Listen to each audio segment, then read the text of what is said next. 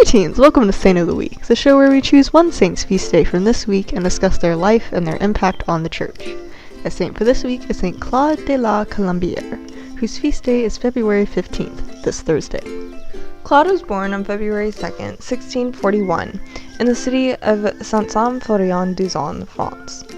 He was the third son of the notary Bertrand de la Colombière and Margaret Cointat.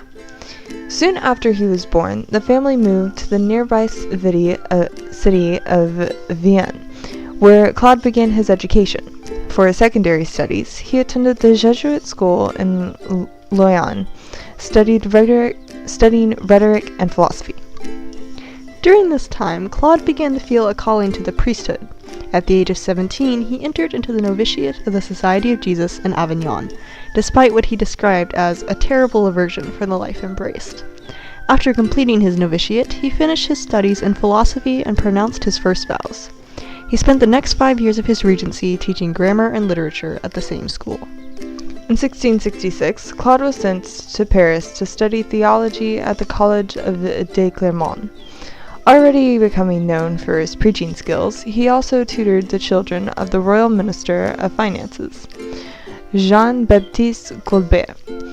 Once his studies in theology were complete, Claude was ordained a priest and sent back to Lyon to teach again.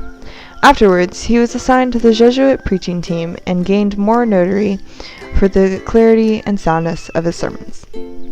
By 1674, Claude had been a Jesuit for 15 years, and he entered into the next period of probation, known as the tertianship. While going through the spiritual exercises, Claude made a personal vow to faithfully observe the rule and constitutions of the Society of Jesus, under penalty of sin. This marked a definitive period in Claude's life, and he experienced great interior liberation as a result. On February 2nd, 1675, Claude professed the fourth vow of the Society and was appointed rector of the Jesuit community at Paray-le-Monial. He also became spiritual director of the nuns at the monastery of the Visitation next to the church. It was here that he met St. Margaret Mary Alacoque, who, after experiencing a series of private revelations from Christ, felt greatly isolated by the other nuns' disbelief. After meeting Claude, however, Margaret Mary felt that she had finally found someone she could confide in, and she told him about all of her visions. After speaking with Margaret Mary several times, and after much serious prayer, Claude was convinced of the validity of the sister's visions. In these visions, Jesus had urged Margaret Mary to promote devotion to his Sacred Heart, and Claude quickly became a supporter and zealous apostle of this devotion. For a year and a half, he guided and supported Margaret Mary, but then he was called away to a new mission. This new mission sent Claude to London, England, to serve as a preacher to Mary of Modena, the Duchess of York, and the future wife of King James II of England. He resided at the court of St. James and consistently observed all of his religious duties as a Jesuit, as well as continuing to guide Margaret Mary by letter. Eventually, however, his ascetic zeal in the English climate began to take a toll on his health. Suffering from a pulmonary condition, his work in England threatened to come to an end. It did come to an end, but not in the way Claude expected.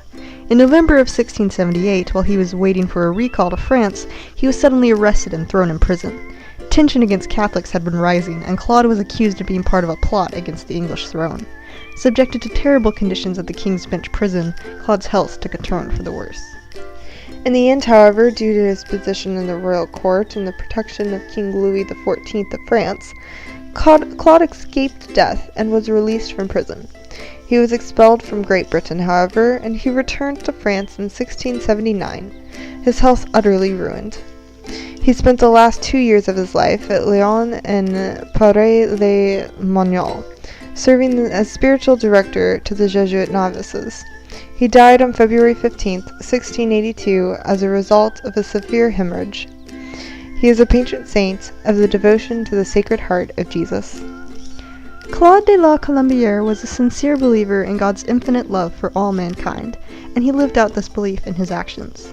He treated everyone around him with compassion and kindness, and was able to reach many with his simple but powerful sermons.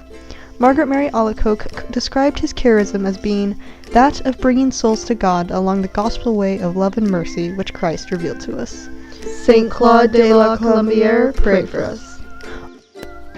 Our honorable mentions for this week are Saint Benedict of Anion, Saint Meletius of Antioch, Blessed Arcangela Girlani, Saint Antoninus of Sorrento, Saint Onesimus, and Saint Finan of Lindisfarne.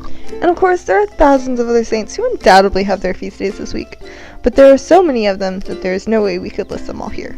We hope you have enjoyed this episode of Saint of the Week. Thank you for watching, and goodbye. Peace be to you.